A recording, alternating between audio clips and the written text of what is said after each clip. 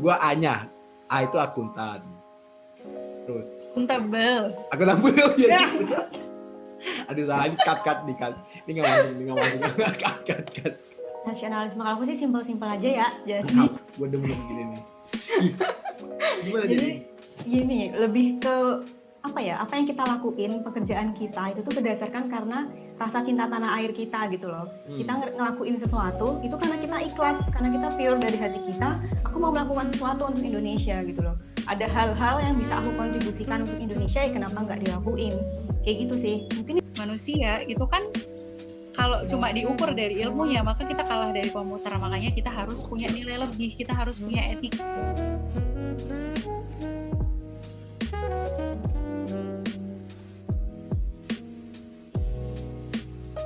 Oke. Assalamualaikum warahmatullahi wabarakatuh. Selamat siang buat teman-teman semua yang menjadi pendengar podcast setia kita. Mana ada setia orang baru sekali ini. Jadi kita pastikan dan kita yakinkan bahwa belum ada pendengar setia kita ya. Karena emang ini buat sharing, sebenarnya tugas sih, tapi ya kita nggak naif ya tugas, tapi dari dalam hati kita karena kita sudah naif ya. Mantap. Kita dengan seikhlas hati melakukan ini semua ya, hitung-hitung sharing biar dalam ilmu. Dan kita lagi nggak main-main juga nih ya, video kita langsung didatangkan dari artis-artis papan atas. Mantap. Ntar muka lu kelihatan semua nih, muka kalian kelihatan semua, jadi nggak usah sok-sokan, jadi santai. Yang pertama, saya sendiri nanti juga selain jadi host, semua juga jadi host, semua juga jadi pembicara karena sifatnya sharing. Cuman mungkin saya akan sedikit nge-lead, jadi leadernya. Saya sendiri Khalid, namanya Khalid Suwarno Robani. Kalau malam panggilannya Ani, kalau pagi Khalid. Serah ya, ikut aja. Sekarang lagi latsar, dan teman-teman semua juga nih latsar di CPNS Kemenlu 2019 tahun anggarannya, tapi latsarnya 2021. Oke, itu aja. Mungkin silahkan, siapa dulu? Oh ya, ini kita datengin artis JKT48 ya. Silahkan. halo. Yo. Nama aku Nabila Fajri Utami dari Jabatan Analis Keuangan di Biro Keuangan Sekretariat Jenderal Kementerian Luar Negeri. Udah itu doang? Udah gitu doang. Nggak ada pesan-pesan buat ini nih, audiensnya, listener kita nih? Semoga menarik ya, semoga ini tidak bosan ya. Amin. Atas hiburan kita ini. Oke. Enjoy. Oh iya. Oke, yang ketiga, nih kita juga lagi mau bersifat surgawi ya, jadi biar nggak kering-kering amat lah. Takutnya kalau kemana-mana takutnya nggak ada pakem surga kan kayak nggak enak. Jadi coupling surga insya Allah udah kita dapatkan. Amin. Kita datengin seorang ustazah. Beliau ini diplomat ya ustazah. Silakan. Halo, untuk semuanya, perkenalkan saya Wulan. Saya diplomat, jabatan fungsional diplomat di Kementerian Luar Negeri, di Direktorat Diplomasi Publik. Regardless tadi gimana perkenalannya Khalid, saya masih diplomat biasa aja. Dan hari ini seperti yang udah disinggung sama teman-teman, kita akan bicarain soal nilai-nilai aneka ya. Nanti nilai apa aneka itu kita akan lebih jelasin lebih lanjut nanti. Bener banget. Yang jelas ini sebagai salah satu bentuk concern kita karena keadaan di negara kita akhir-akhir ini semakin semakin memprihatinkan. Maka gimana sih kita sebagai ASN ya, kita bisa kontribusi buat memperbaiki situasi yang ada ini. Oke? Tapi menarik juga tuh kayaknya, kenapa sih kok kita mesti bahas aneka? Jadi sebelum kita masuk ke lebih dalam ya, lebih detail tentang aneka, dan kita juga belum memperkenalkan aneka itu apa, kayaknya menarik juga. Kenapa sih kok kita mesti bahas aneka? Menurut lu gimana, Habib? Lu apa kamu? Lu aja ya? Iya boleh. Kalau menurut gue ya, aneka nih kayak sebagai dasarnya kita gitu loh. Kita kayak harus tahu nih, kita bisa akuntabel nggak, nasionalisme nggak, itu tuh kayak jadi dasarnya kita untuk nantinya gitu melakukan pekerjaan kita tuh kita ada ininya, dasarnya gitu. Jadi semua ada norma-normanya yang mesti kita ini ya tanamkan di dalamnya. Kalau gue sih lebih ke ya ini gimana kita mau jadi lebih baik kalau kita nggak punya pakemnya. Gimana kita mau punya standar atau melakukan standar-standar ASN kalau kita nggak punya pakemnya. Maka dari pemahaman itulah kemudian kan kita mesti paham dulu nih baru melakukan sesuatu. Kan nggak mungkin kita melakukan sesuatu kalau kita nggak paham. Kalaupun misal nih kita nggak tahu sesuatu dan kita melakukan, jangan bingung dulu ya. Kita melakukan sesuatu tapi atas dasar nggak kita paham, itu mungkin bakal berulangnya cuma sekali 2 kali doang. Kalau kita karena kepahaman dan karena kesadaran itu jadi akan lebih menikmati, enjoy, lebih ngerasain. Jadi sifatnya lebih jangka panjang sih. Jadi buat gue kenapa perlunya kita paham tentang nilai-nilai dasar ya kita lebih mantep aja nanti di karakter. Benar jadi ya. Benar. Kalau kamu gimana? Boleh.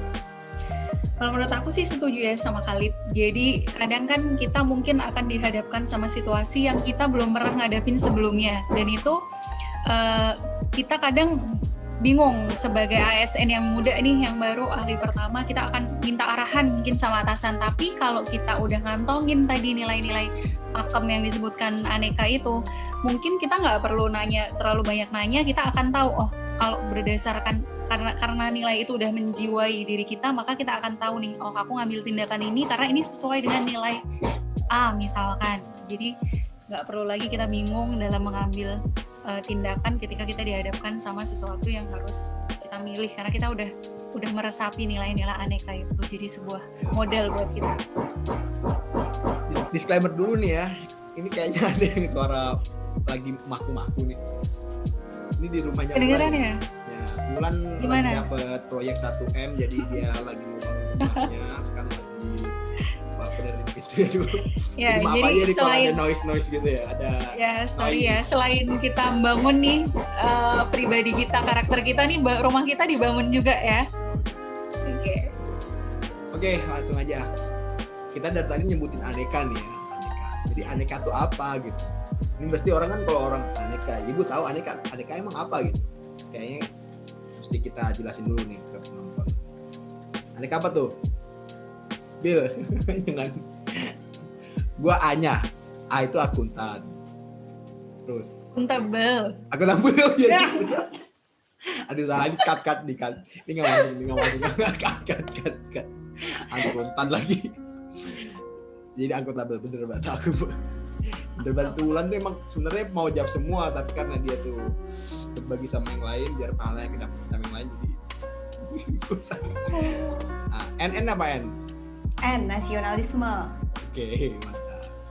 Ngeliat kali, lihat tuh. Ya kan? Apa E? Etika publik. Aneka, kayaknya. Apa lihatkannya? Kompetensi lah. Komitmen mutu. Biasa canda nyala-nyalain. Ini nggak bilang, kayaknya Khalid. Biar ada yang Khalid. kelihatan pinter lah gitu, biar ada yang kelihatan pinter. Aneka, A-nya? Anti korupsi. Mantap. Jadi kelima itu yang bakal jadi nilai dasar ASN ya. Emang nih perencana keuangan kayaknya paling tahu banget soal nilai anti korupsi ya. Yo. Oke, langsung aja. Kita mulai dari A. Silakan A. Akuntabilitas, akuntabel. Jadi menurut Wulan dulu yang tadi menurin gua nih, Wulan, akuntabel tuh menurut kamu akuntabel atau akuntabilitas sebenarnya tadi? Akuntabilitas. Apa Wul? Sebenarnya ini sebuah konsep besar ya, akuntabilitas. Konsep besar. Cuman yang bisa aku pahami dari nilai akuntabilitas ini adalah dalam konsepnya sebagai kita PNS, ketika kita jadi PNS, kita menjalankan tugas, itu kita nggak hanya sekedar kita tahu nih tugas kita apa ABC, tapi kita juga mesti bisa mempertanggungjawabkan apa yang kita kerjain itu. Nah, dan itu ada mekanismenya dan sebagainya.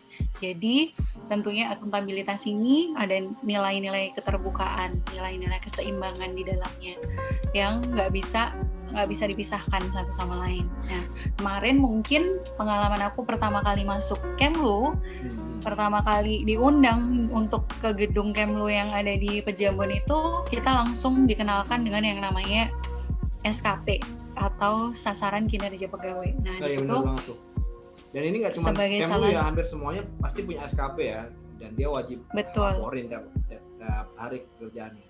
Oke, lanjut lagi. Iya, betul. Jadi itu adalah salah satu bentuk mekanisme dari bagaimana kita bisa mempertanggungjawabkan apa aja yang kita kerjain. Jadi kita nggak cuma sekedar gaji buta kayak gitu. Jadi emang kita benar-benar setiap hari itu kerja gitu ya. Nggak kata-kata banyak orang yang PNS tuh mainnya cuma game doang pas waktu kosong. Cuma bunker doang gitu. Jadi emang setiap hari itu kita ada kerja gitu, dan kita bisa membuktikan secara nyata dan ada bukti. Tadi laporannya tadinya ya. Itu namanya SKP, dan laporannya namanya LKPB. Apa tuh LKPB? Udah pada bikin belum? Udah. Kalau enggak tukinnya dipotong loh. Iya emang. Betul tuh. LKPB itu apa? Laporan kinerja bulanan. Pegawai bulanan. Oke. Itu tadi pengalaman sedikit dari orang Wulan tentang kalau dari Nabila gimana? Soal apa nih? Akuntabel. Menurut kamu deh, sama juga nggak masalah sih. Tapi mungkin ada perspektif lain yang kamu secara histori punya, sehingga punya penilaian lain terhadap apa itu akuntabilitas. Iya, kalau menurut aku sih akuntabilitas itu gimana kita itu melaksanakan pekerjaan kita dengan sebaik-baiknya ya. Apalagi kalau sebagai kita tuh baru gitu CPNS, belum tahu apa-apa. Padahal kita udah punya kewajiban yang udah tercantum di SKP kita gitu kan. Nah, gimana sih caranya? Ya dengan nanya-nanya ke atasan, nanya-nanya ke rekan kerja, ini tuh gimana cara ngerjainnya kayak gitu. Itu kan gimana ya? Sebagai salah satu cara kita gitu loh untuk melaksanakan nilai-nilai akuntabilitas ini kan. Karena kan kita itu tadi balik lagi, kita ada isi SKP, ada isi LKPB, berarti kita harus berkinerja, kita ada target-target yang memang harus kita capai setiap bulannya kayak gitu kan. Itu sih. Iya. Kalau gue sendiri sih akuntabel itu kayak, jadi kita itu dituntut, ada semacam dorongan atau tuntutan kita tuh bisa mempertanggungjawabkan semua yang kita lakuin. Nah, bentuk manifestasi di PNS itu tadi mungkin kayak jadi lebih kurang sama lah. Ya pasti sama lah ya. Karena satu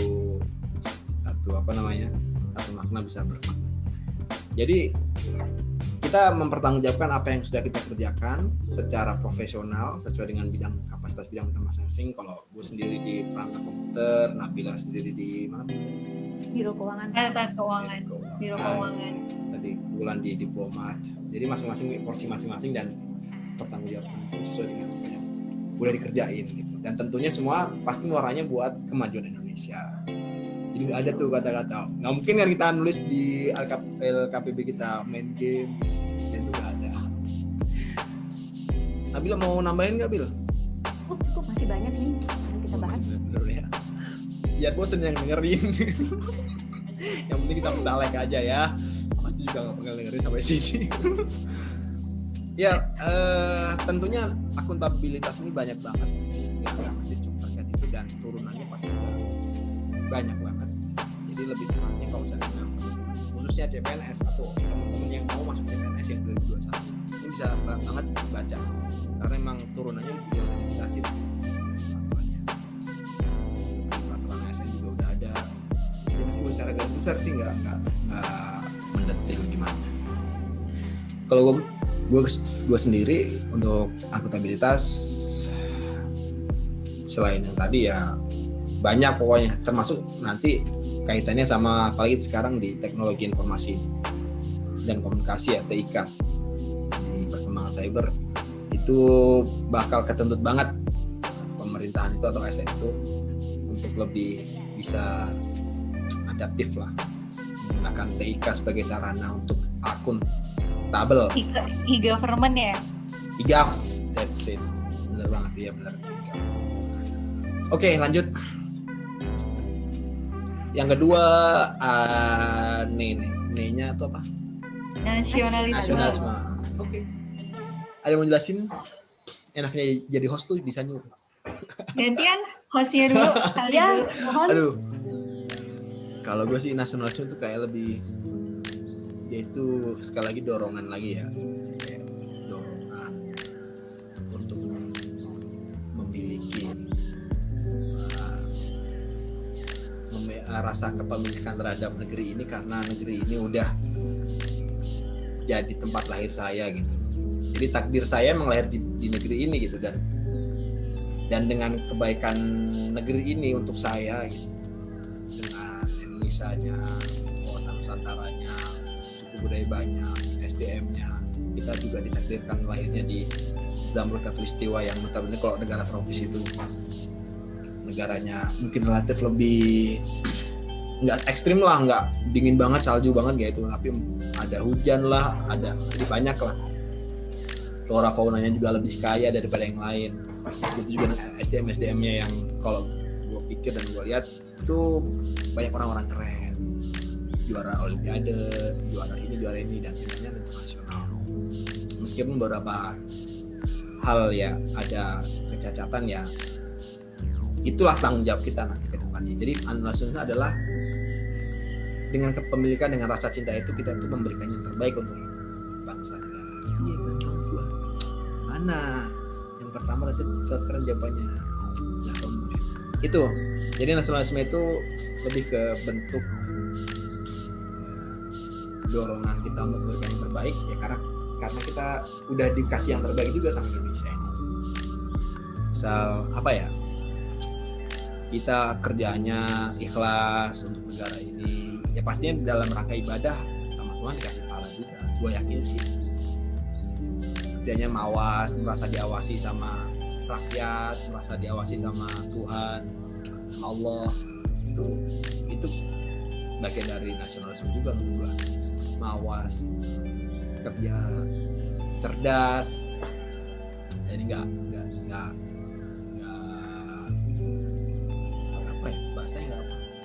nggak sporadis gitu, nggak kemana-mana gitu, sesuai dengan track record profesionalitas kita.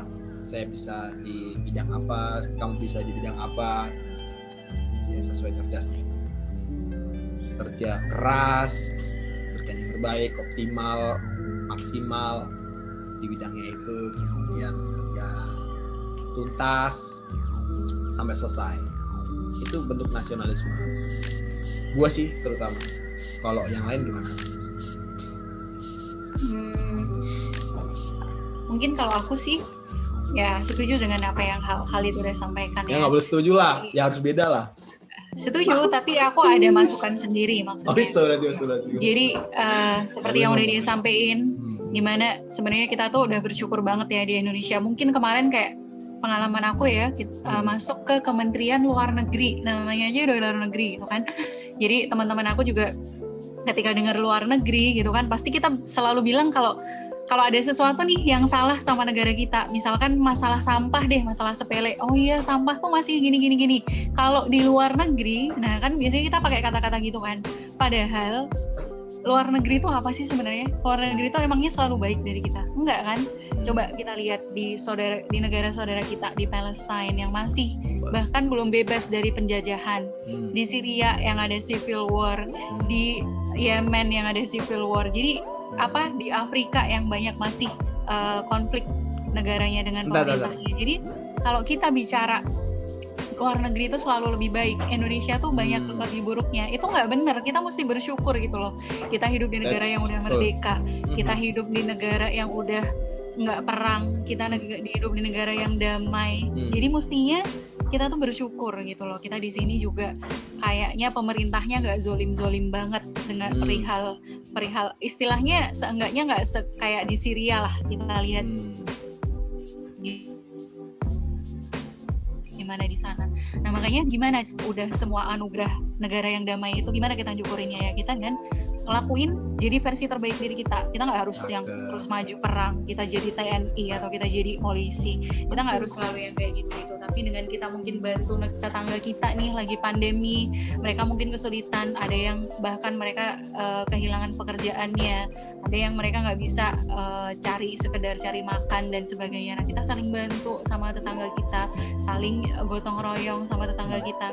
Itu kita udah salah satu bentuk nasionalisme di mana kita pengen bangsa kita ini ya baik, dalam kondisi baik-baik saja, dan itu rasa syukur kita. Gitu sih mungkin. Jadi jangan lagi sekarang kalau ada sesuatu yang salah terus kita sekedar iya namanya juga Indonesia, kalau di luar negeri nggak kayak gitu, luar negeri yang mana dulu gitu kan. Nah, malah makanya harusnya kita yang benerin ya. Iya, kalau ada yang salah ya kita benerin, jangan kita terus malah kita cemooh gitu, karena toh itu kita sama aja kita dengan mengejek diri kita sendiri. Betul gitu. Mungkin itu sih nilai aplikatifnya dari nasionalisme. Kalau dari aku, yuk kawan-kawan yang lain. Nasionalisme kalau aku sih simpel-simpel aja ya. Jadi gue demen gini nih. Gimana jadi? Gini, lebih ke apa yang kita lakuin, pekerjaan kita itu tuh berdasarkan karena rasa cinta tanah air kita gitu loh. Kita ngelakuin sesuatu itu karena kita ikhlas, karena kita pure dari hati kita, aku mau melakukan sesuatu untuk Indonesia gitu loh.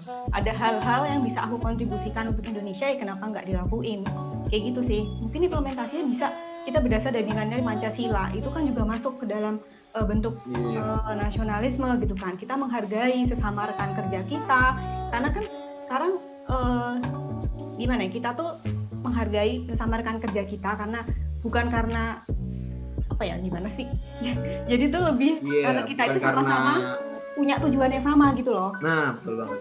Nah, kita tuh ada tujuan yang sama, bukan cuman kamu kan cuman ini tugasnya, enggak kayak gitu. Kalau nggak ada tugas yang ini juga nggak bakal jalan instansi kita gitu loh, tujuan kita tuh nggak akan tercapai kayak gitu. Sama-sama buat Indonesia kan.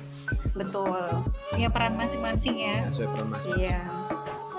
Mantap Nabila. Jangan ngejelekin juga, jangan ngejatuhin juga ya kan. Iya, kan kita nih harus bersinergi untuk mencapai tujuan kita gitu loh. Gue demen nama-nama. Kadang suka langsung keren gitu. Kadang doang. Kadang. Lanjut. Oke. Lanjut aja biar nggak lama-lama. Yang ketiga, etika publik. Apa ya? Publik. Karena tadi gue ada yang pertama, sekarang gantian yang Nabila yang pertama. Etika publik. Etika publik, kalau etika tuh biasanya ya nyambungnya, kalau ASN ini nyambungnya ke disiplin, pelanggaran disiplin yang kayak gitu-gitu kan. Yang paling disoroti itu biasanya karena pelanggaran disiplin yang dilakukan oleh ASN itu kan. Nah, makanya di sini kita sebagai ASN itu harus menyadari nih, ada kode etik, ada nilai-nilai dasar etika yang harus dipatuhi oleh para ASN ini supaya kembali lagi kita bisa mencapai tujuan kita dengan mengikuti kode-kode etik tersebut gitu loh. Kayak gitu. Juga salah satu bentuknya juga ini sih, mungkin informasi-informasi itu tuh kita tidak salah gunakan yang bersifat rahasia ya. Apalagi sekarang kita kan generasi milenial nih, hubungannya tuh sama sosmed gitu. Harus lebih hati-hati dengan sosmed gitu nggak sih? Setuju nggak sih, Khalid? Iya, Setuju, soalnya itu bakal impact-nya juga bikin orang rame, terus bikin makin nggak kondusif, makin bikin ruwet. Jadi mesti kita filter sih mana yang baik, mana yang benar gitu. Terutama apalagi kita ASN gitu. Orang yang bukan ASN aja nggak boleh gitu, harus kita filter ya. Apalagi kita ASN. Karena gue mengamalkan nilai-nilai Ketuhanan Yang Maha Esa, dan di nilai-nilai itu harus belajar sesuai Quran. Di Quran itu ada soalnya. Kalau kita juga mesti filter berita-beritanya, jangan yang provokatif, sesuai data dan fakta. Nggak boleh ngejelekin orang lain gitu. Yoi, gue Ustadz banget hari ini, mantap banget, mantap Khalid, mantap Ustadz Khalid, mantap. Oke, langsung aja. Etika publiknya itu tadi kurang lebih gue juga sama kayak Nabila, jadi kayak gimana etika yang mesti dijaga, standar-standar etika yang mesti ada dalam seorang CPNS atau ASN ya. Karena kita masih CPNS, seorang ASN yang sebenarnya untuk kebaikan bersama juga, dan khususnya juga untuk kebaikan ASN itu sendiri. kebaikan negara atau kebaikan instansi atau kebaikan orang lain. Tapi kembali lagi-lagi itu kembali sebenarnya aturan-aturan atau norma-norma atau etika-etika yang udah diatur tadi itu jelas banget dan tentu banget itu buat teman-teman yang PNS itu sendiri, buat saya pribadi, buat masing-masing lah. Ya kurang lebih seperti itu. Tadi untuk etika publik ya. Untuk contohnya dari gue, kalau tadi dari Nabila berarti apa tuh? Tadi ya informasi tadi ya. Sosmed ya. Jadi bijak dalam main sosmed. Kalau gue, padahal mau gue ambil tadi. Sorry. Jadi. Ujian ya? Ngomongnya ujian ini. Jadi kayak gini sih. Gue lebih ke begini nih. Ini gue based on story. Dulu saya di kampus jadi wakil presiden BEM. Kampus. Belum, tunggu dulu. Saya tuh sebenarnya memegang nilai-nilai etika publik. Kenapa? Menurut saya mahasiswa itu adalah bagian dari pemerintah, di mana bagian profesinya adalah memonitor, mengawal pemerintah. Saya juga sering ngasih tahu ke teman-teman yang lain, kalau emang kamu jujur cinta sama Indonesia dan bagian kamu di mahasiswa, kamu demo boleh-boleh aja. Tapi kalau emang demo itu membuat orang itu ribet, kamu harus ada langkah-langkah sebenarnya, apa itu advokasi segala macam. Ini nanti juga bakal jadi pegangan kamu ketika kamu pasca kampus, terus kemudian kamu masuk PNS. Gue inget banget itu, kamu masuk PNS. Jadi karena kamu cinta Indonesia, bentuk kamu pengabdiannya sama Indonesia, PNS, kamu nggak boleh demo karena kamu dalam bagian sistem gitu. Memberikan kontribusinya adalah ya harus sesuai dengan PNS itu gitu. Artinya selama pegangan kamu itu etikanya itu karena kamu cinta Indonesia, nasionalisme lagi ya, integritasnya kamu jaga, bukan karena kamu nyari eksis, bukan karena kamu itu demo karena eksis. Itu sama aja ketika kamu nanti pasca kampus kamu akan megang, wah gue nggak mau PNS PNS kan itu negara banget, pemerintahan banget, rezim banget misalnya gitu. Enggak, salah gitu.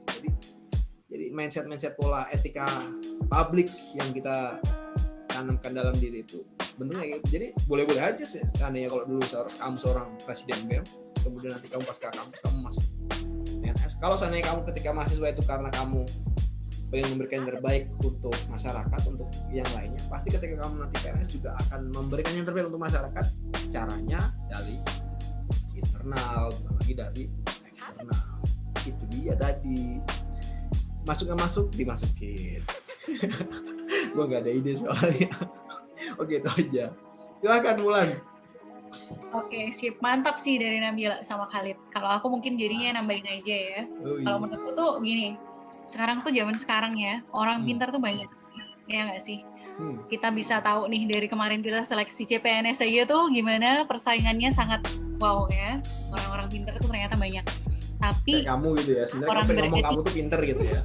Emang orang beretika itu semakin orang beretika, orang yang punya etika dan moral itu semakin sedikit. Jadi kalau kita cuma nyari orang pinter aja nih untuk menjalani negara kita, sementara nggak diimbangi dengan adanya etika dan moral yang dimiliki, ya nggak akan jalan. Makanya kebanyakan ada korupsi, ada polusi dan sebagainya, karena kita cuma mentingin kepintaran aja, sementara masalah etika ini nggak diperhatiin gitu loh. Maka itu menjadi sangat penting karena kita itu nggak bakal kita nggak akan ada lebihnya, nggak akan punya nilai lebih dari sebagai manusia dibandingkan sebuah komputer misalkan.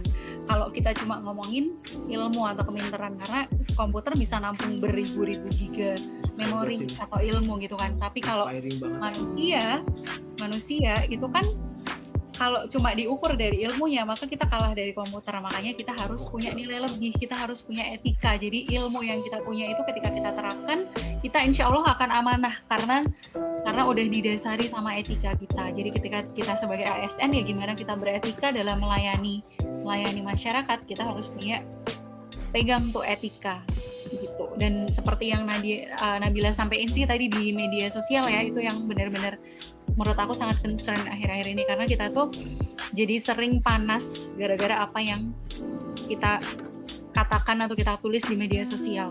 Dan itu kan karena kita nggak punya etika ketika kita ngelakuin itu. Karena kalau kita beretika, kita nggak mungkin akan melakukan itu gitu loh. Karena untuk bertengkar tuh nggak butuh belajar kok gitu. Siapapun tuh bisa ngeyel di media sosial. Tapi kalau kita mau kita mau bikin yang persatuan, perdamaian, nah itu yang kita mesti belajar. Jadi yuk kita sama-sama deh, kita jaga etika kita, baik itu dalam kehidupan, dalam pekerjaan kita maupun bermedia sosial.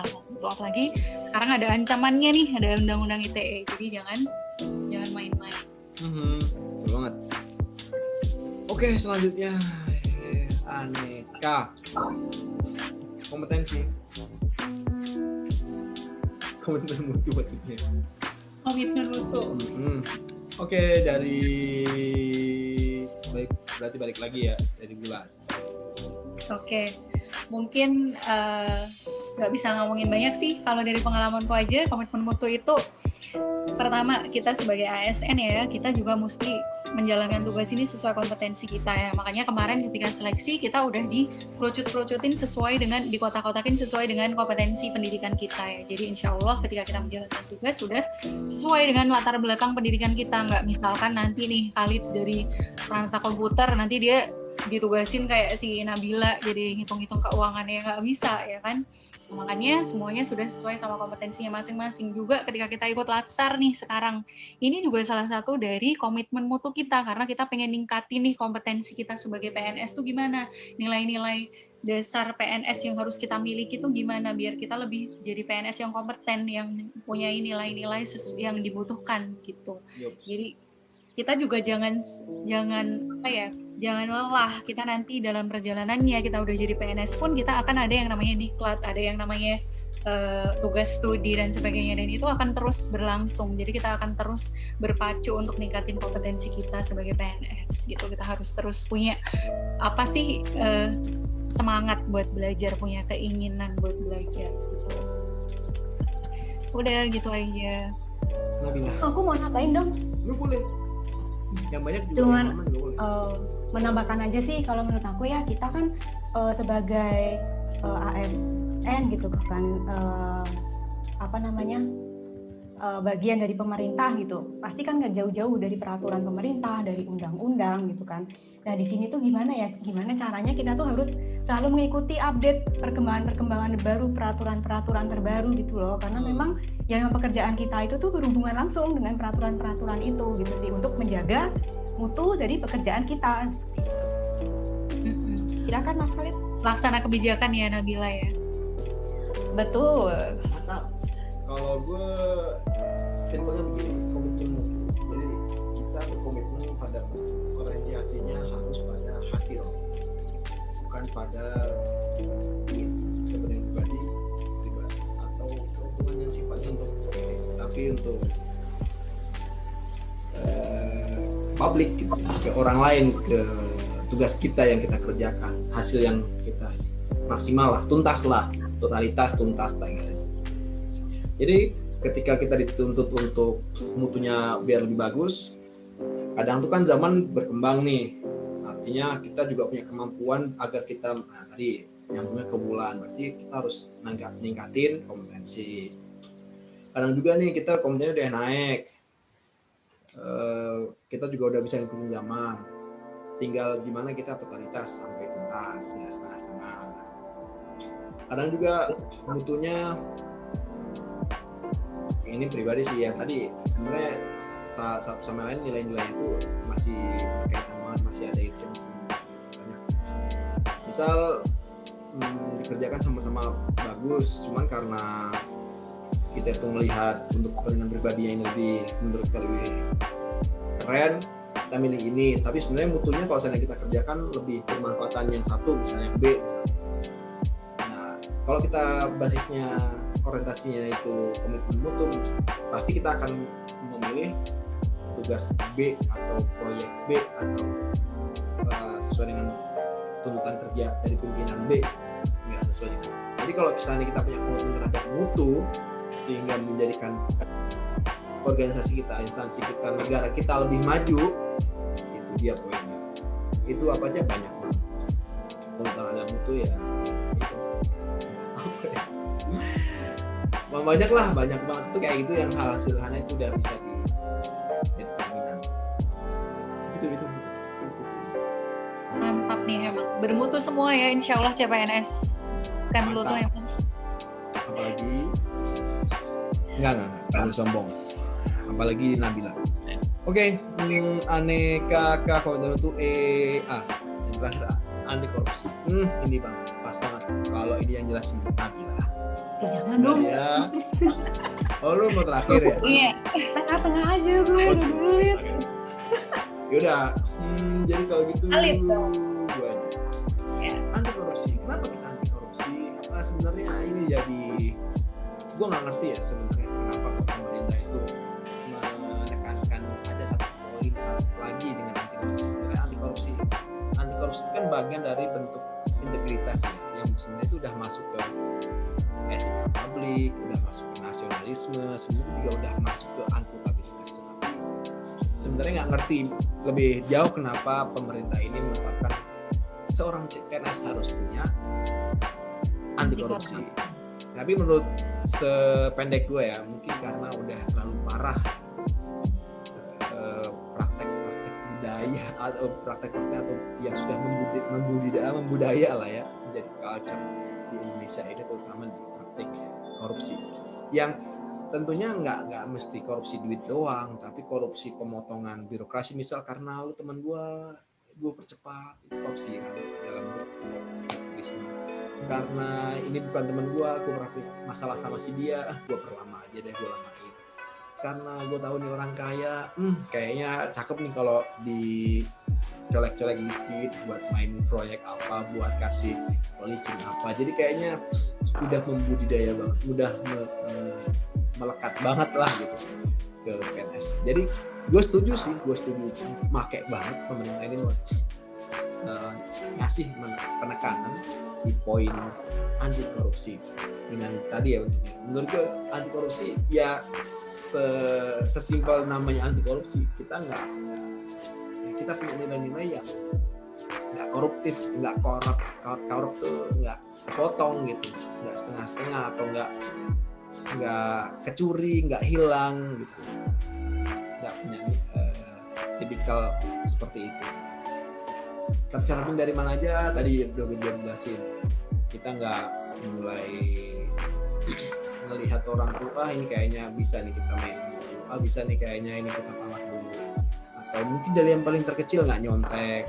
Kalau buat calon CPNS ya kayak lu nggak nyontek aja, insya Allah nggak nyontek gue tapi tipu, astagfirullahaladzim. Tapi insya Allah akan secara komitmen saya akan membenahi saya sendiri khususnya dan untuk yang lainnya. Atau mungkin tepat waktu datangnya, jadi untuk nggak korupsi terhadap waktu. Atau mungkin ketika teman ngajak jam 1 kita berangkatnya jam setengah 1.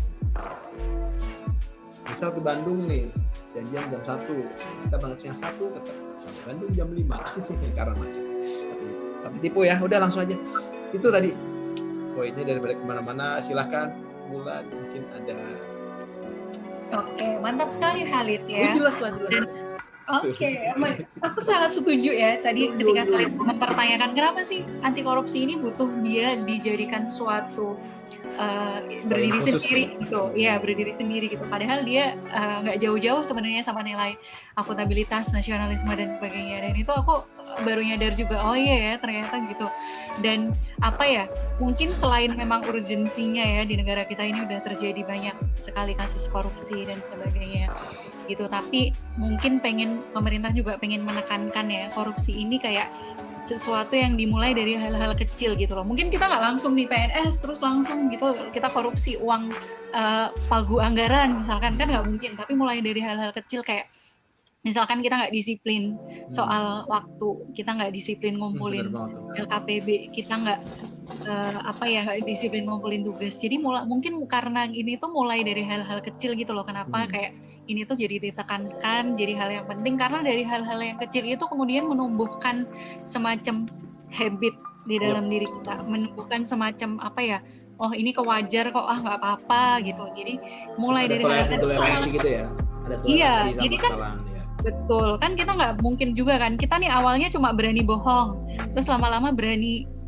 manipulasi data, lama-lama baru tuh berani buat nyuri duit. Nah, jadi itu bertingkat kan pasti, makanya pengalaman lah ya. Pengalaman kayaknya ya. Jangan sampai lah, auzubillah. Tapi bener banget. Jadi karakter orang itu, ini nggak tahu ini teori siapa ya. Karakter itu muncul dari kebiasaan dalam waktu rentang tertentu. Kebiasaan itu muncul dari laku dan ucap yang dilakukan secara berulang-ulang. Ada yang ngomong seorang psikolog itu minimal 21 kali secara berkala, bisa 21 hari, 21 kali, 21 bulan, minimal 21 kali. Laku dan ucap itu dilakuin dari lintasan pemikiran dari seorang. Nah, lintasan pemikiran itu didapatkan paling banyak dari eksternal. Misal temennya, siapa teman kita main. Jadi insight yang ada di kepala orang itu, ya kalau dibalik berarti ya, kalau misalnya misal gue main sama orang-orang yang nggak bener, itu akan memunculkan insight gue gini gue ini ya, kalau gue gabungnya sama kayak kelompok-kelompok keren gitu, pengajian gitu, masjid itu untuk berpikir yang enggak seenggaknya meskipun kadang pernah kosong gitu. Betul banget kok. Nah, nanti itu akan menstimulan kita tuh buat lakuin hal yang baik atau ngomong yang baik, kemudian akan jadi kita lakuin berulang-ulang, itu akan jadi kebiasaan, habit tadi kata kamu benar banget. Ntar kalau habit itu udah jadi dalam waktu lama itu jadi karakter. Kebaikan kejelekan itu sama, cakep bener banget. Oke, sekarang Nabila, gak bakal lama. Kamu mau apa Nabila? Keuangan nih.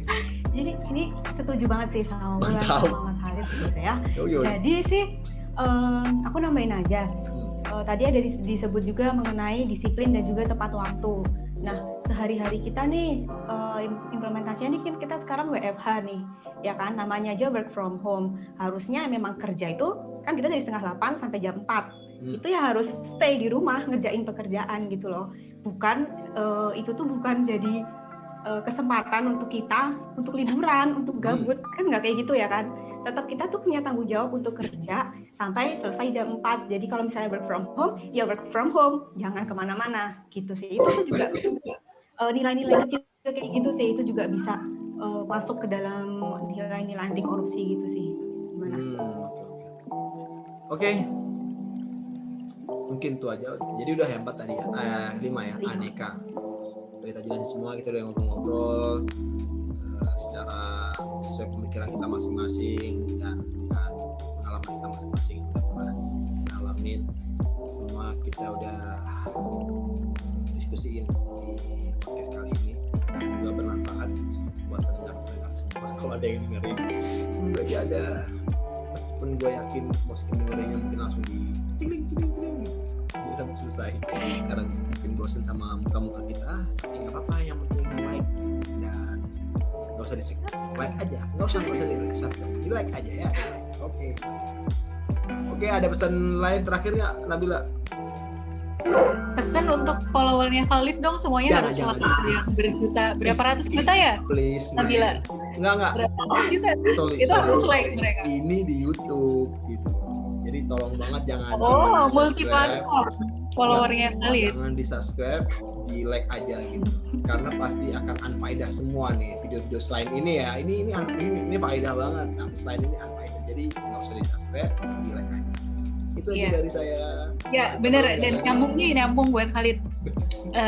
Sekarang ini udah banyak banget nih hal negatif di internet terutama ya. Jadi kayak seenggaknya ketika kita punya sesuatu yang sangat positif kayak gini, yuk kita dukung. Soalnya udah terlalu banyak yang negatif di luar sana. Coba kita sekali-kali bikin sesuatu yang faedah kayak gini. Mantap. Mungkin berawal dari tugas, berawal dari terpaksa, tapi lama-lama kita bakal yuk kita semua. Yo, mantap. Oke. Nabila udah? Gak ada masukan? Udah. Oke, sip. Lanjut. Itu aja dari kami, dari kita semua. Kita akhiri pertemuan kita, podcast kita. Semoga bermanfaat buat teman-teman. Kalau ada kebenaran, ada kebaikan, itu dia datangnya dari kebaikannya itu dari Allah dan Tuhan kita ya. Dan bisa jadi pahala buat kita, kebaikan buat kita kalau itu diterapkan di kehidupan masing-masing. Kalau ada kesalahan, ada khilafan itu dari kami pribadi selaku orang-orang bodoh yang mencoba pinter dan show up di podcast, dan kami mohon maaf ya. Kami mohon permaafan. Oke, itu aja. Wassalamualaikum warahmatullahi wabarakatuh.